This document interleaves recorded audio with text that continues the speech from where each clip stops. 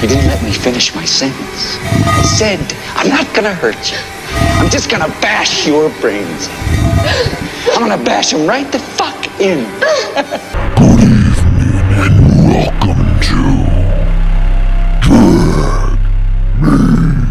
Drag Me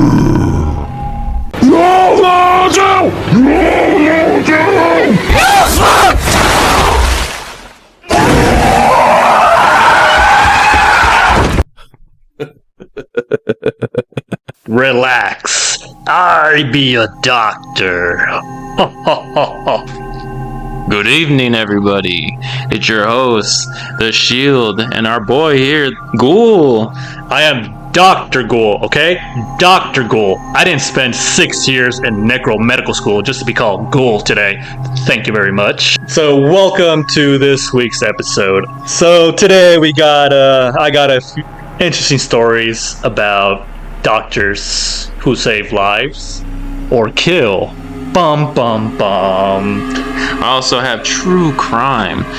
What people are willing to do to their loved ones for money. I can name a few things. Jeez. What else you got for us today? I also got a couple segments here. Some top movie rates. More like rate it or hate this guy for rating it like that. And last week I was unfortunately not able to get to Unbelievable Desk. Podcast was running a little long. We'll get into it this time for sure. I'm trying to talk less and less now. No, you're doing great. I know I am. You efficient. Okay, so you want to start off, or you want me to start things off? Let me get it started. I want to get into this true crime. Shield on the mic. Come over here. I'm going to fucking stab you. What? No, we're not coming over there. Fine. This one is very disturbing. So if you're easily triggered by gruesome murders, probably not should be listening to this. So skip ahead. Nah, you're gonna stay right here and you gotta listen to this. Okay. So the guy named Joel Guy Jr. Joel Guy Jr. A lot of J's. Yeah, Joel Guy Jr. Age 32. He lived in Knoxville, Tennessee, and this murder occurred in November of 2016. Oh, okay, a few years ago. Yeah. Okay. This man got an automatic life sentencing due to the dismemberment of his parents. So this guy chopped off his parents. He chopped up his parents. I mean, I've had beef with my parents, but I don't think I ever want to chop them off, I think. Yeah, I mean, some people have these weird reasons why, but this guy's reason was he wanted to kill his parents to cash in on $500,000 in life insurance benefits after learning they were already going to plan to cut him off entirely already. So they're going to cut him off, and his revenge was to chop them up into pieces. Yeah, and collect more money because now they're dead, so he gets that insurance money. I can't see how this plan could fail. Right, I mean, he didn't either. So the Tennessee judge found Joel Guy Jr. guilty of 2 counts of premeditated first-degree murder, 3 counts of felony murder, and 2 counts of abuse of corpse. I haven't even heard of that one before. Abuse corpse? Yeah, abusing a corpse. Well, I know that cannibalism isn't illegal in the U.S. Did you know that? No. Yeah, after the last episode we did about cannibal tamales, I looked it up, and cannibalism is not illegal, but messing with the dead body is. So you're still going to get caught for something. Oh, wow. That's a nice nugget to know, I guess. Fun fact of the day. So after he received his life sentencing, he had the chance of parole at 51 years. 51 years and you might get a chance of parole. So what is that? 51, he's 32. We're looking at 83 years old. He still got a life ahead of him. Yeah, not very much of a life. I mean, I think he'll outlive his parents, though. Oh, God. That's a sore subject. So Guy Jr. revealed that he had stabbed Guy Sr. Yeah, he was named after him, and yet he didn't care. I'm named after my dad. You're not going to stab him 42 times like he did. I don't really like my name, but I'm not gonna stab him. Okay. So he stabbed his dad 42 times and his mother 31 times, both in the back and chest on both of them. Issues. Daddy issues. Mommy issues. Okay. They suffered deep stab wounds to their organs, including their kidneys, liver, lung, and heart. Dude, he could have sold the kidneys. That's money right there. Why did he go for that? He wanted more money, right? Probably didn't even know where to go in the black market. He's an amateur. Wait, why do you know? YouTube videos? Oh, okay, yeah. Blame the other content creators. I'm not blaming. I'm just saying. I write stuff down. So Guy Sr. had his arm severed at the shoulder, legs at the hem, and his right foot cut off. Fuck that right foot. I don't know why just the right foot. I mean, it was weird. There has a reason. Maybe like a rabbit's foot. Oh, Maybe God. it's like good luck charm. Good luck charm. That's morbid. People are superstitious. And Lisa Guy's legs were cut off from below the knees. Also, her arms, the shoulder, and 9 of her ribs were severed. 9? How many ribs do we have? I have no idea. Probably like 20. I feel like it's just 20 on one side, mate. I don't know. Don't quote me on that. That's a lot of ribs. I want my baby back ribs. Way to ruin actual ribs. So Dr. Haas, who performed the autopsies on both of them, testified that they were likely dead within few seconds to minutes. They didn't suffer too bad, but if it's minutes, I feel like that is just suffering pretty Oh yeah, that just dragged on. I mean, he pretty much just stabbed them real hard. Yeah. And Damn. that's a lot of blood loss and sitting there and Just breathing like that blood in your chest and your lungs. yeah. Must be painful. And to be your own kid. I mean, they're taking off the life insurance for a reason, right? You're right. Like, my son's a total douche, man. So once both his parents were dead, arms and legs were cut off and their heads were decapitated. So he made sure he took off their heads too. Make sure they're dead. Make sure their head. Double tap. So both bodies were placed into blue tubs found in plastic sheeting on the floor of the master bedroom in their upstairs family home in Knoxville. This guy thought of everything. It appears both of the body parts were immersed in corrosive chemicals such as sewer lining cleaner to dissolve their flesh.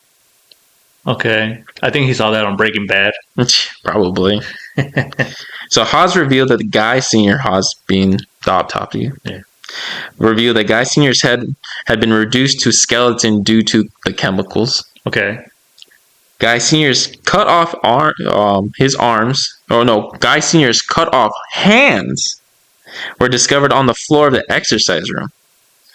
He was working out with the hands. Kind of like in the Addams Family. Was he trying to make those into Lucky Charms too? Or maybe he needed a hand with something else. Oh. And, Yeah, that's probably true. I mean, you ever heard about that one serial killer, Ed Kemper? Yeah. Yeah, you know, he chopped off his mom's head and he performed fellatio with it. Yikes. So I don't see why this guy wouldn't use his dad's hand. Let's go on the lighter side. Maybe he cut off the hand so he can make the Addams family. Fingers? Is that his name? Fingers, yeah. Fingers. Ba-da-ba-bum. Anyway. Nice. All right, so his hands were discovered in the exercise room. His wife's head was in a pot of liquid found boiling on the kitchen stove. He was probably making tamales with it. Was this a start? This is how it actually happened? This is what happens when people hear my stories. That's true. Wait, this happened before that story. So it was determined that it was premeditated due to the notes within the home describing in detail exactly what he needed, how to kill them, and when to kill them, and how to clean up the mess. So he did Killing Your Parents for Dummies? Picked it up at the library? Well, he wrote it down. Like, he was so psychotic, he got a notebook and wrote down exactly how he wanted to do it. In Chicken Scratch, you can barely read that shit, but it was found in the home. This dude really had a lot of time to think about it, huh? Yeah, and you guys can find it too if you want to look it up online. It's Joel Guy Jr.'s notes. It's pretty creepy because he literally wrote down how to do it. Step by step. Pictures, full color. Yeah. I got him here if you want to see it. looks like my handwriting. Yeah, it's definitely chicken scratch, and Get knives, quite multiple. Get sledgehammer, Homer, crash bones, bring blender and food grinder. Man, this guy thought of everything. yeah, food grinder, get plastic bin for the Make some crab patties. process. Yeah, it's pretty bad, and there's a lot worse things if you guys want to go and That's find it. one hell of a shopping list. So after they found that, they pretty much knew that it was him, but which was crazy because his fingerprints were never even on that paper. Like they dusted it. His fingerprints weren't on that paper. He used his dad's hands. That's it. They figured it out. Detective Ghoul did it again. But also on that paper, it explains in detail how he explains to sell his parents' property, the cars, boats, and anything he could sell to get even more money. Okay. And here's the kicker: as I found it like a nice twist to it, but it's kind of like fucked up. But Guy Jr. was studying to be a plastic surgeon. And he was in Louisiana and enrolled in college for 9 years while his parents supported him the whole time. Oh, so this guy was going to school. That's why he knew how to do it. I thought this guy was just a well, yeah, he does have a doctor's handwriting, but I thought he was just like some guy who lives with his parents and just plays video games all day and doesn't have a job. You would assume that, right? That's what I assumed, but he was going to be a surgeon. Good for him. Yeah. Just the surgeon part, not the parents killing part. I mean, things like that really do get to you, but I mean, you're not going to go kill your parents because they're cutting you off. I mean, you went to you went to go be a surgeon. Obviously, you know things, so you should be able to take care of yourself. You don't need your parents' money, right? You should. But anyways, you can search all the notes online, and there's also like the police body cam footage. It's online too, of them stepping into the building. Do you see the body parts? I think there's an unedited version, but the one I saw was edited. Like they blurred out just the body parts, but you can see like him walking into the house, seeing the stove with the head inside of it. Yeah, the bins, they're blurred out, but you can literally see like the knife that was in the sink that he used to stab them. Giant knife. Damn, I'm gonna look it up on Reddit. What's his name? Joel Guy Jr. Joel Guy Jr. Yeah. So after he had done all the crimes and he basically Boy was fat. Look at that. He has no neck. yeah. There's even a weird more. Yeah, I see that. That's the picture. Okay, that's the pot. The pot. Now I'm seeing the stains on the floor, some scissors, clothing, detergents, baking soda, hammer, more blood. That's the exercise room. I guess that's blurred out, but I think that's the hands, right? Yeah, that's the hands. Okay. Damn, so... Yeah, it's all there. It's very creepy if you guys want to see it. With the notes. Damn, yeah, I ain't never heard about this.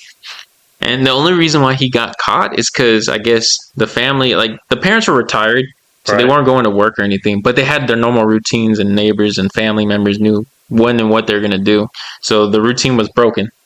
So he got caught. Yeah, suspicion grew, and damn, this guy's real fucked up. Yeah, fucking no neck. And there's a picture of him like where it looked like somebody socked him across the face, and he had a big old like welt. Was it like the mugshot? Yeah, the mugshot. But it's not that one. It's a different one. Like he has more of a scruffy beard to it. But yeah, that's my freaking story. It's very sad. I mean, people reduce themselves to murdering their people that brought them to life. Yeah, that's crazy. And just for money, it's not really a crime of passion. It's just pure anger, just like pure evil. I mean, how far would someone go just for money? Yeah, pretty far. How far would you go? I don't need that. I got myself. Everybody has a price. I know my price. $10 for you. No, I'm throwing it up now. It's gonna be 15 because of inflation. He's dead. He's dead already, guys. It's over. All right. So is it my turn? Yes, sir. Stu's flipped out. He's gone mad. We all go a little mad sometimes. welcome and step right up into my office. And don't mind the skeletons in the closet. They were already dead when I got here. Now I'm gonna suck some blood and drench the life out of you. Cool? You can read a magazine. I got some Mad magazines. Or how about the Cosmopolitan? And don't ask why the articles on how to fix your back posture and stop sitting like a shrimp are cut out. It's research for a friend who happens to live in hell.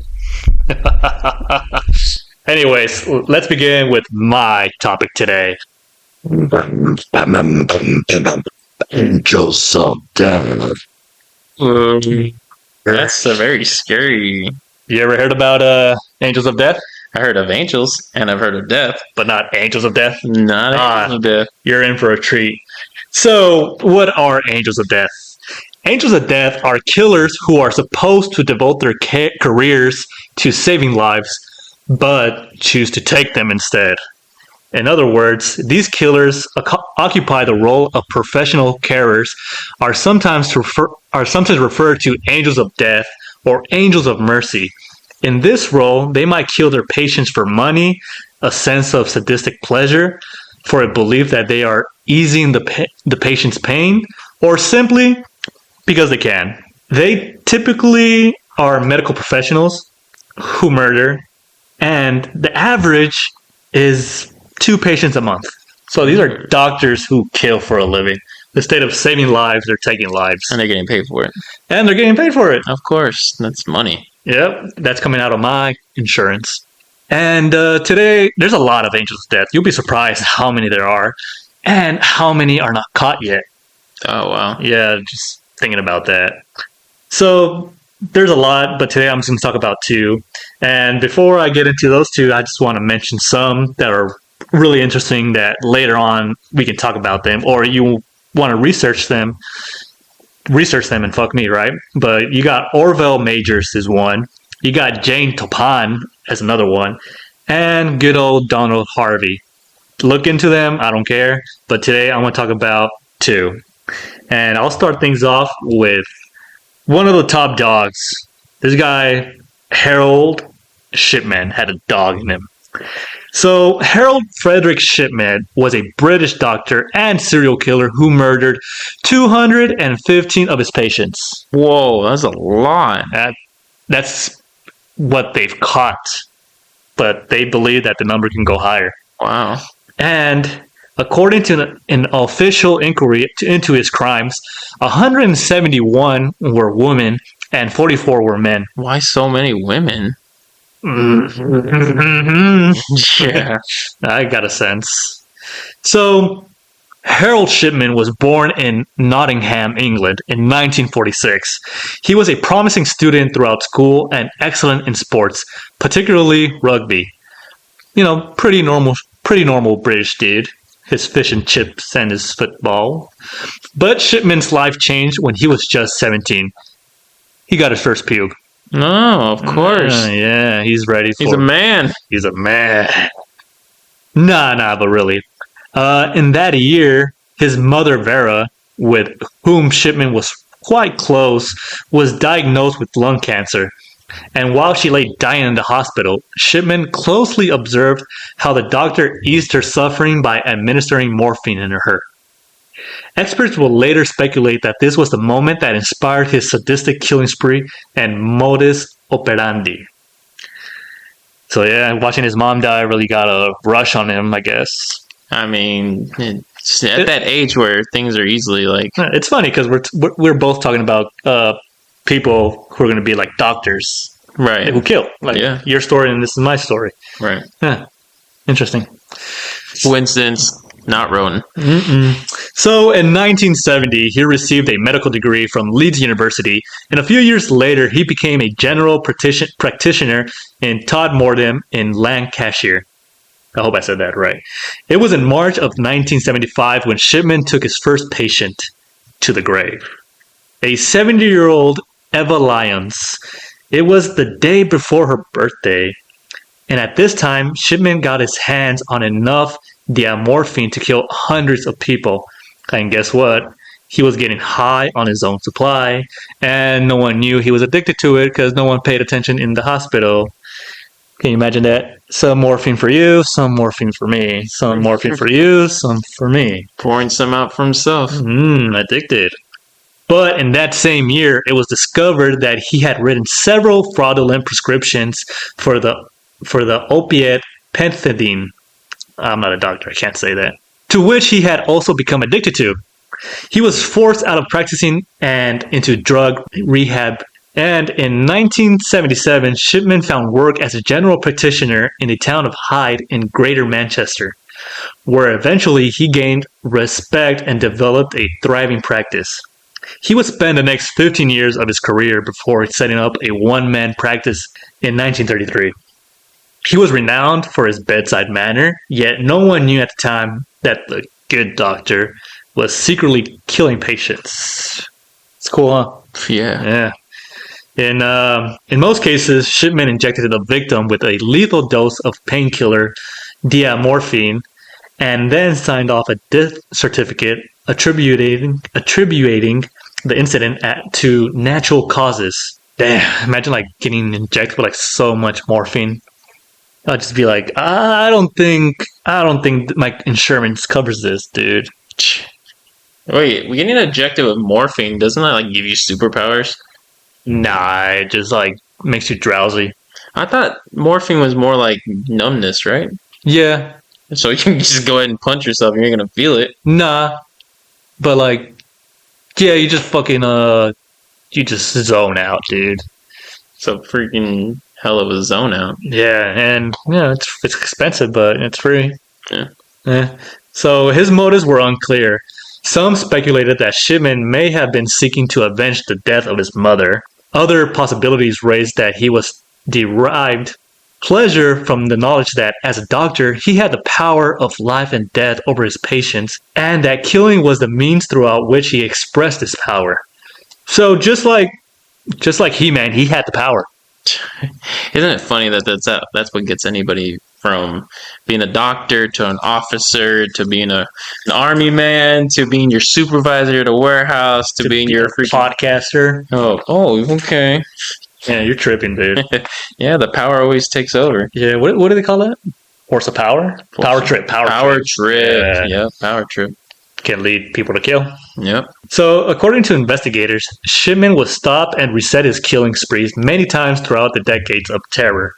But his method of killing always remained the same. He would target vulnerable, with his oldest victim being 93-year-old Ann Cooper and his youngest, 41-year-old Peter Lewis. And then he'd administer a lethal dose of diamorphine and either watch them die right there and then or send them home to perish. So, yeah, he gave you an option. You want to die here or you want to die at home. That's why I don't like going to the doctor, dude. I feel the same way, and it always feels like they're never really treating you. They're more like, hey, get in, get out. Yeah, I had a couple of phone calls and what do you want? That's it. And I don't know, man. Last time I went to the doctors, I just went for a checkup and I got a prostate exam. You're not even old enough for that. That's what I know, but it was my first time. So, he did the prostate exam and I said, the doctor's like, okay, you're good. I'm like, okay, thanks, doctor. Oh, I'm not a doctor. And he just fucking left. I think you got molested. I don't know, man. I never saw that guy again. Never called back. Oh, no dinner? No movie, no dinner, just straight to the point. If you're hearing this, I'm still looking for you. For love? Who said anything about love? The finger? Yeah, soft hands. So in 1998, one of his patients, an 81-year-old Kathleen Grundy, a former mayor of his own town of Hyde, where he worked, was discovered dead in her home only hours after Shipman visited her. Her family was perplexed by the suddenness of her death. She was in good health, and all of a sudden she was dead. And by the fact that, what really threw them off was the fact that her will had been changed to benefit Dr. Shipman. It gave him all of her entire estate, valued at the time around £400,000. Whoa. To him, yeah. So she died, and right before she died, her will said, "Oh, give everything to the doctor." That's not strange at all. Like, why? Yeah, and he said no autopsy was really necessary. He insisted, like, just don't. She dead. Oh yeah, she's dead. Trust me, believe me. Yeah. I'm the most honest person. I'm the doctor. Yeah, and just between us, now that she's dead, she was my sugar mommy. Oh, Yeah, she'll buy me stuff, and she treat me really nicely. that's a good alibi. Buy me all these nice things. Dolce & Gabbana. Chicobana, Yeah, Gucci. yeah, it's like that one song from Fergie. Dolce & Gabbana. Na, na, na, na. Something about your mom. So this was the case that drew a lot of suspicion and got the police investigating. Grundy's body was subsequently exhumed in August of 1998, and the diamorphine was found in her muscle tissues. Shipman was instantly arrested on September 7th of that year. And over the next 2 months, the bodies of another 11 victims were exhumed. All were patients of Shipman. And police experts also checked Shipman's surgery computer and discovered that he had made false entries to support the fake causes of death that gave his victims death certificates. So he's changed his archives, huh?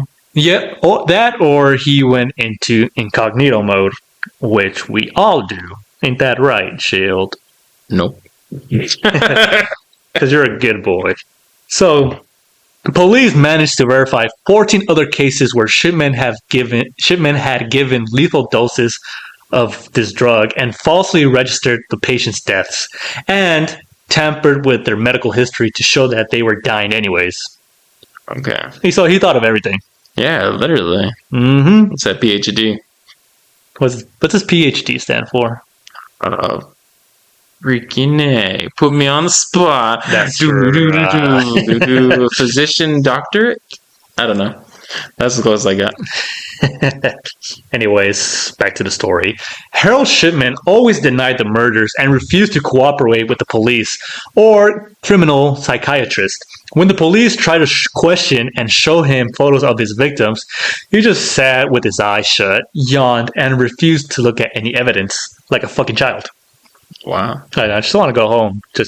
He just wanted to get out of there, man. This guy was so immature. So police could only charge Shipman with 15 murders, but it was estimated that his kill count could have been anywhere from 250 to 450. Wow. Yeah, that's a lot of bodies. Yeah. England's really small. Yeah, they're not that small, but yeah, it's still a lot of people regardless. Yeah. So in the year 2000, he was convicted on the count of 15 murders and 1 count of forgery and sentenced to life in prison. So he was in jail, and then 4 years later, in 2004, Shipman committed suicide while in prison. They found his cold, stiff body hanging by a rope around his swollen neck. He committed suicide 1 day before his 58th birthday, my bad, on January 13th. He took the easy way out. Wow. Yeah, What a coward. and it's a coincidence. He killed his first patient 1 day before her birthday, and he took his own life 1 day before his birthday. Coincidence? I think so. One key question that plagued investigators was how such a large number of deaths could have occurred without raising any suspicion of foul play.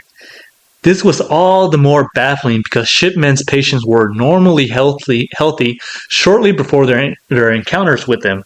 The fact that Shipman took advantage of his patients' trust makes it, super fucked up, dude. This guy was like the town's doctor, and he was killing everybody, and there was no suspicion for years, for decades. He started in what, 1977? Did I say 1977? So this one, yeah. So for like over 20 years. Damn. Yeah, crazy. I mean, I guess they're not that bright down in Hyde. But a narcissist that has a sweet mouth, a sweet tongue, you know what I mean? He Mm, can get whatever he wants. mama's boy. Mm. So a number of theories have been put forward to explain why Shipman had the urge to murder. Some people say, like I said earlier, was to avenge the death of his mom by killing other people who had nothing to do with it. And other more charitable opinions that he injected the elderly with diamorphine as a misguided way of offering compassion. So, but what do you think? You think it was because of mercy, or because he was Batman and he wanted vengeance? Vengeance. I am vengeance. I am the knight. I am Batman! Always with the vengeance. I'd say it was a power trip, and it wasn't mercy, but it wasn't vengeance. It was just, because fuck, dude, I can do this shit if I want to. Yeah, it's definitely a power trip, and abuse of power is what most people do when they get the chance to get it. Yeah, so I'd say he was just a fucking dick. Yeah, fucking dick. Yeah, dick. Slam it. Slam a dick. No, dude, you're a little bitch. I am not. I don't even know why I hang out with you guys. Because you're a piece of shit. I am not a piece of shit. Well, yeah, but you're a little bitch. Sure are. God damn it, man. I swear you guys rip on me 13 or 14 more times, I'm out of here. Okay, so that was one story, and I'm gonna go on to another one, and the last one. I'm gonna talk about Beverly Alit. Ever heard of her? Alit. Alit. Alit. A little. Beverly Hills, not Alit. No, Beverly Alit. No, never heard. I like to lick a lemon lollipop in Lilyhammer. I will not repeat that. Okay, so Beverly Alit, or the Angel of Death, was her nickname. That's how she became known. She was one of Britain's most notorious female serial killers. Oh, really? Yeah, top dog. Okay. So, this made it more shocking by the fact that she went on a killing spree and killed 4 young lives and attempted to murder another 9. Damn. Yeah. She, this guy, Shipman, will kill old people, but she will kill babies, pretty much. She went for the opposite. Yeah. She befriended the parents of her victims with caring and solicitous manner. You know, the good old British spirit can do. Old chap. Old chap. You know, they're super nice down there, so I've Yeah. heard. So, you know, let's rewind a little. She went on to train as a nurse and was suspected of odd behavior, such as smearing feces on the walls in a nursing home where she trained. What the heck? Yeah, imagine feces on the wall, man. Imagine the kid from The Shining when he writes red rum, but Yeah. instead of blood, it's shit. Yeah, it's stinkier. Red rum. More like Shit brown rum. rum. Brown rum. Yeah, that's just nasty, dude. Her absentee level was so high that the result of a string illness. And so she was fucked up in the head, bottom line. Her boyfriend at the time said that she was so fucking aggressive, she was manipulative and deceptive, claiming false pregnancy as well as rape before the end of the relationship. Imagine trying to leave that relationship. Don't leave, or I'll accuse you of rape and molestation and all that.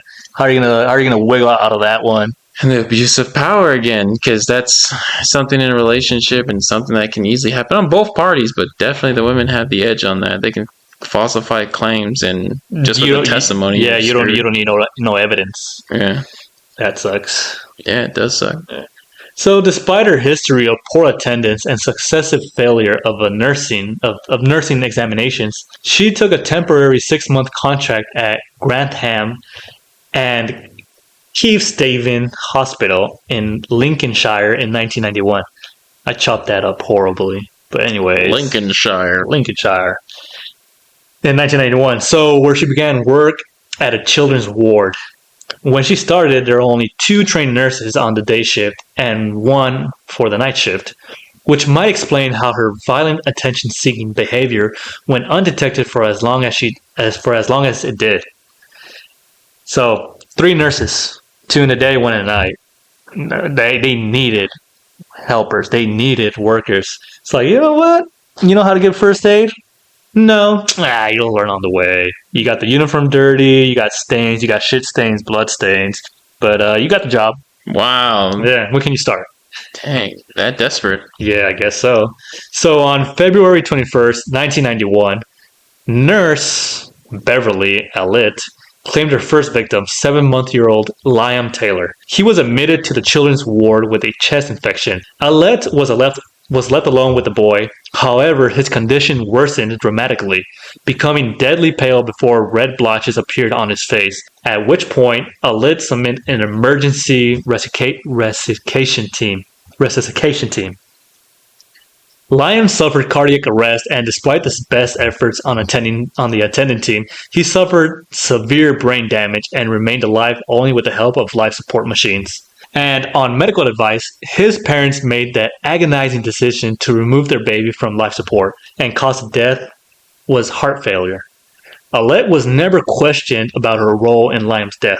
No suspicions were aroused at first, and she continued her spree of violence unchecked and unattended. She went through that whole situation acting like she was doing her routine job, when in reality, she's the causer and the demise and did it all. Yeah, she would kill them and then call for help. Wow. So, like, no suspicion. So, her next victim was Timothy Hardwick, an 11-year-old with Cerebral palsy? So this kid was admitted to following an epileptic fit on March 5th, 1991. Alec took over his care, and again, following a period when she was left alone with the boy, she summoned the emergency resuscitation team, who found him without a pulse and turning blue. They were unable to revive him. An autopsy later failed to provide any obvious cause of death, although his epilepsy was officially blamed. So that's 2 down. Yeah. Alit next turned her attention to the twins, Becky and Katie Phillips. So she thinks she can kill two, so she's going after twins. So now she's trying to double it and not pass it on. Oh, she's passing it on to the other side. So just 2 months old, these twins, who were kept in for observation as a result of their premature delivery. 2 days later, Alit raised the alarm, claiming that Becky appeared hyperpolysemic and cold to the touch, but no ailment was found. Baby Becky was sent home with her mother. During the night, she went into a convulsions and cried out in agonizing pain, but when summoned, a doctor suggested she had colic. The parents kept her in bed for observation, and she died during the night. Despite the autopsy, doctors could not find a clear cause of death for the poor little baby. That's depressing, dude. It really is. Yeah. But, so Becky died, and Katie survived, because she got sent home. But then Katie was admitted to Grantham as a precaution, and unfortunately for her, Alit was again in charge of her. So she's going to finish the job. There's no way to escape her. It wasn't long before she had to call, backup again to revive the baby, Katie, who had stopped breathing. Surprise, surprise. Efforts to revive Katie were successful, but 2 days later, she suffered a similar attack, which resulted in a collapse of her lungs. Following another revival effort, then she was transferred to Nottingham, where it was found that she had 5 ribs broken, in addition to having suffered serious brain damages as a result of her oxygen deprivation. And in a supreme twist of irony, Katie's mother, Sue Phillips, was so grateful to Alit for saving her baby's life at first that she asked to be Katie's godmother. What? So I didn't even know. None of that's happening is because of her, and then she gives her high praise. Yeah, because she called backup apparently that deserved to be the godmother. Wow. And of course, she accepted. Of course, I'll be the fucking grandmother of this baby I'm trying to kill. But people, dude. So Alit's violent spree was brought to an end with the death of a 15-month-old Clary Peck on April 22nd, 1991. An asthmatic who required a breathing tube. While in Alit's care for only a few minutes, the infant suffered a heart attack. The doctors tried to revive her, but she did revive, but she was left alone with Alit again. And baby Clary suffered a second attack, to which she could not be revived. Attempt after attempt after attempt.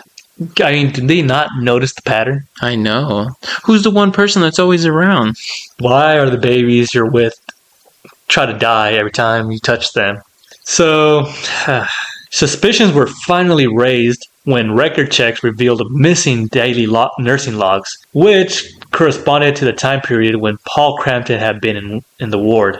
When 25 separate suspicious episodes with 13 victims were identified, 4 of whom were dead, the only common factor was the presence of Beverly Allitt in every fucking episode. So finally, they start seeing the pattern. So by July 26, 1991, police felt that they had sufficient evidence to charge Allitt with murder. But it wasn't until November of 1991 that she was formally charged. Allitt exhibited symptoms of both Munchausen syndrome and Munchausen syndrome by proxy, which are both characterized by getting attention throughout illness. She would burn herself as a kid. She would go to the doctors like as a kid all the time just to get the attention. Oh wow. Yeah, so she was really fucked up in the head. She has mental illnesses because up to this day she's still alive. So in total, she claimed 4 young lives and attempted the murder of 9 other victims from February 21st to April 22nd of 1991. So pretty much like 15 kids were in her hands in the span of a couple of months. Wow, in 2 months, just because they didn't want to find an actual nurse. Yeah, she was I guess she was like what do you call those people who were like working for free? Volunteers? No, not a volunteer. It's you could say volunteer, but yeah, it's fucked up. And after the trial, it only lasted 2 months. Trial only lasted 2 months, to which she only attended 16 days out of the 2 months due to her illness. Allitt was convicted on May 23rd of 1993 and was given 13 life sentences for murder and attempted murder. This was the harshest sentence ever delivered to a female in England. Wow. That's it. That's like no death, no sentence to death, no nothing, just life in prison. That's the harshest.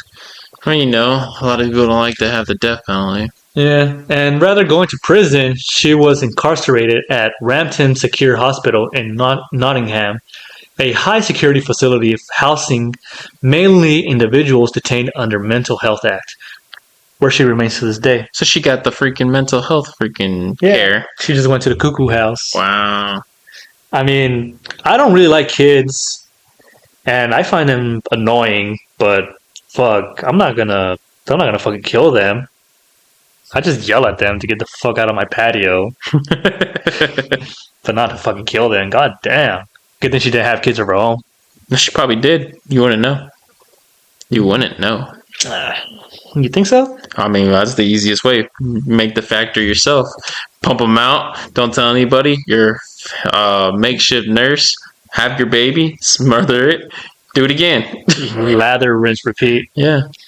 Honestly, she sounds like she could have been into some really hardcore BDSM stuff. But I would not want her to be my partner. You'll be next. No, dude. It's like, now that you mention, like, she probably had her own. I saw this story that was like in January of this year that some 19-year-old got admitted to the hospital. And she was there with her mom, and surveillance cameras show that she went to the bathroom and she was locked up in there for quite a bit. And suspicion grew, and they were asking if she was all right. And like after like maybe like an hour, like, you know what, we're gonna open the door, and she just walks right out like nothing, and goes back to her bed like nothing, right? Mm-hmm. So that's nothing out of the normal. But she was leaving a trail of blood. And when they opened the bathroom door, it was filled with blood everywhere. What the heck? Yeah, she just walked like nothing. So, she said diarrhea or whatever. So they go and they send someone to clean the bathroom, and guess what? They find a fucking baby in the trash bin. Wow. So she tried to get rid of the baby. But the baby was breathing? It was dead. Oh, it was dead. It was suffocated in a bag. Oh, shit. So they called the police, and they said, you're getting arrested because you tried to, you killed this baby and you just left it there. Wow. Imagine cleaning up that mess. Yeah, that's traumatizing. Yeah, and she said she wasn't even pregnant. And her mom said, yeah, she's not pregnant. But she shitted out a baby She didn't know she had a baby, apparently. So you freaking panic and kill it? Yeah, so That's a quick judgment. That's like you had no other time to think, and in the moment you chose death for the baby. yeah, sounds like some mental issues. Yeah, this for was sure. this was out in New Mexico. So look into that story. Yeah, seriously. Give me an update. But going back to Angels of Death, they strike to the most vulnerable population, which is the elderly and the infants, those who cannot speak and who cannot stop the abuse. So if you're an old head or if you're a 1-year-old listening to this podcast, you better be careful when you go to the hospital. It could be that pretty, lovely nurse, that mother-like nurse, or it could be that doctor with those strong arms and that deep, raspy voice that just might turn you on and just might be an angel of death. Might turn you on, then turn you off. Literally. That's a good one. But it's hard to imagine where a place where people go to get healed and get better can turn out to be quite the opposite. A place that kills people before their time without consent. So you never know where death's going to creep up at you and drag you to your cold, gruesome demise. So, what do you think the main motive for these angels of death are? You think most of them do it for mercy or pure evil? Well, if I had to put my finger on it, not a sever finger. But I want to see that finger. I would say it has to do a lot with insanity. And yes, they're right for putting them in a mental hospital because your chemicals in your brain are not like working at all. The math ain't mathing. Mm-mm. So insanity, yeah. Insanity. So I think there's a few of them that do it just because they get the power trip. I mean, cops do it all the time. Politicians do it. Why not a doctor? Yeah, that's true. Very true. And a fun fact, studies show that healthcare professionals are more likely to commit murder than other professionals. Wow. Yeah, with an estimate of 1 in 10 serial killers being healthcare workers. I did not know that, and that is scary. That is such a high number. 1 in 10? And it's crazy because we just talked about my story where that guy was literally trying to be a doctor. So it's like, yeah, 1 in 10. Surgeon, right? Surgeon. Put some boobies or kill the guy. Yeah. That's fucked up. You got any? Well, that's all I got. I know I chopped it off bad, but those are my stories. You got anything good? Yeah, I got some more. The unbelievable deaths. Deaths. I like death. Lay it on me. Death. And you wouldn't believe how you die. We don't get to choose our time. Death is what gives life meaning. To know your days are numbered. Your time is short. Yeah, unbelievable deaths. Everyone's gonna die one day, and you don't know when it's gonna happen. So let me tell you a little bit of some deaths that you might end up stumbling into and not knowing. Starving in a supermarket. Yes, You gotta be real stupid. that did happen to somebody. They had the fear because obviously you're gonna think, you're gonna steal food from the supermarket and eat, right? Obviously. But with the fear of getting arrested, which, I mean, I'm always one of those people that don't really want to steal either. Right. So, like, you always feel in the back of the head, there's a cop looking, right? Somebody's looking, you're going to get arrested. But with the fear of getting arrested, they refuse to consume the food. Dumb ways to die. So you rather die than go to jail for like a few hours? Yeah. That's some kind of special out there. Yeah, some say that morals are more important than their life. Hell, Jesus. All right. Number 2, forgetting how to breathe. You have one job. It's just to breathe. And you can't even do that. You deserve to die. I know it seems dumb, but we all forget some things that are auto-programmed for us to remember, like your PIN numbers or your time clock number.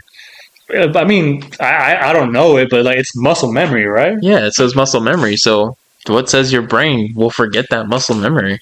I know, like when you sleep and you dream that you fall, and you wake right back up. It's because you're forgetting to breathe, and that's how your brain sends the message to your body. Big pulse. Yep. This actually happens to people who have had seizures in their past.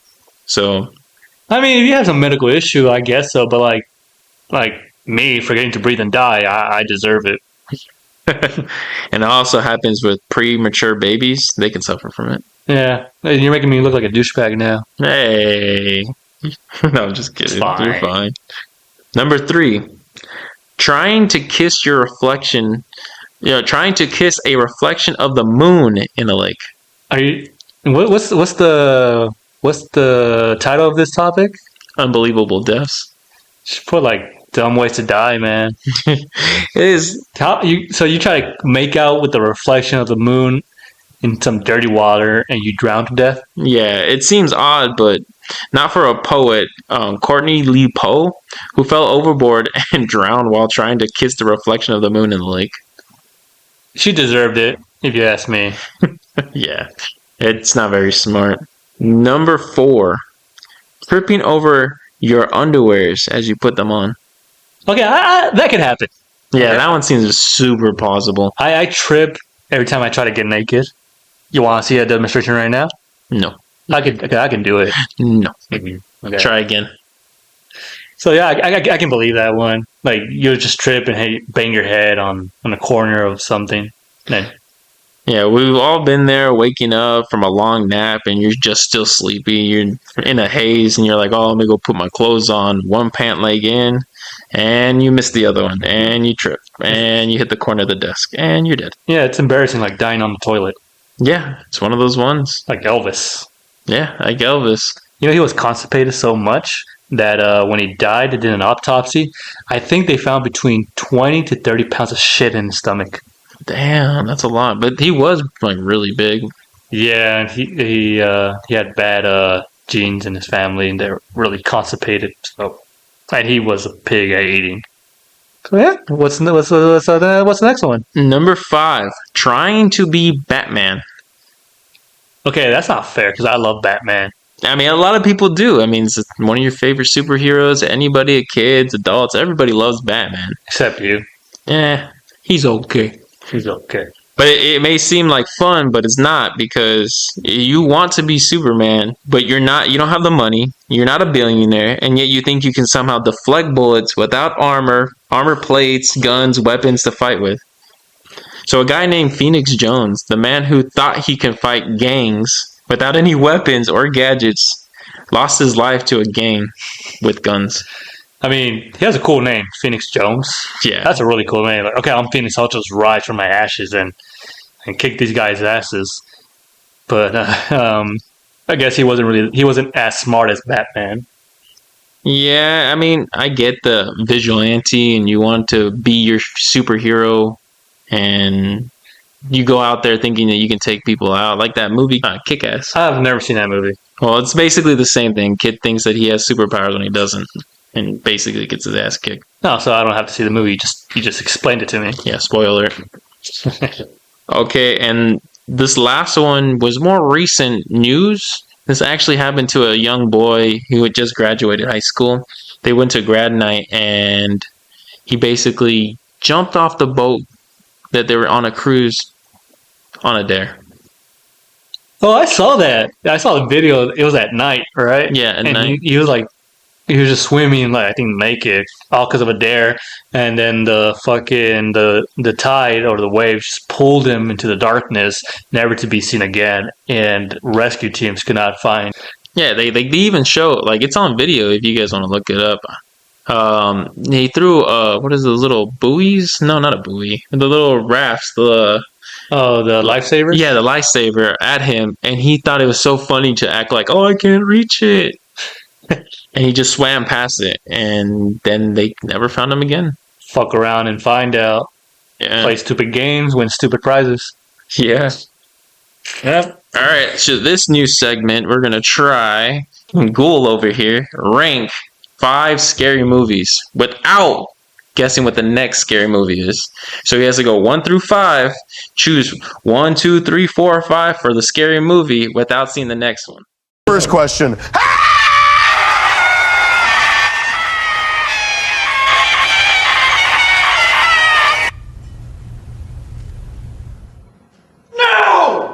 Okay, should be fun because I know my horror movies. Lay it on me, mama. Where would you rank Halloween series The franchise Halloween? franchise? Michael Myers? Yep. Mikey? Mm-hmm. Okay, I'll rank him at... He's really good, but he's not one of my favorites. But I love the name Halloween, so I'll put it at a 3. 3. The Conjuring. The Conjuring. Oh. I've never saw the movies until my wife got me into it, and she is a super horror fan. So I know she'll put it at 1, but I'm saving 1 just in case. So I'll put it at... I'll put it at 2, because I love part 1. Have you seen part 1? Yeah. That one scene with the hands just go... That should creep me the fuck out. It was so fucking good. So I'll put it at 2. 2. Solid 2. Yeah. Nightmare on Elm Street. You know what? Unpopular opinion. Those movies were just fucking goofy. Yeah, It was goofy, so I'll put it at 5. 5. All right. Yeah. Nightmare Sorry, on Elm Freddy. Street. All right. The Evil Dead.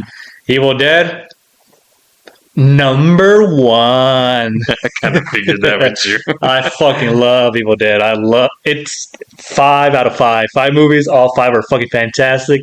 The series, if you haven't checked it out, Ash versus the Evil Dead, fucking fantastic. My favorite scene is his dad. He's with his dad in a bar, and his dad takes some chick to the bathroom to have sex, and the chick turns into a deadite. And she's attacking him in the bathroom with his pants down, and all of a sudden Ash breaks in with the fucking gun, and he says, "Hey, Dad, room for a threesome?" Fucking love that series. So number 1, And the last one, which is obviously going to be your number 4, Exorcist. The Exorcist. Mm-hmm. Yeah, honestly, I'm happy with this list. I got Evil Dead, The Conjuring, Halloween, The Exorcist, and Nightmare on Elm Street. Yep. I'm happy with it. I can agree with it. That's solid. You seen all of them?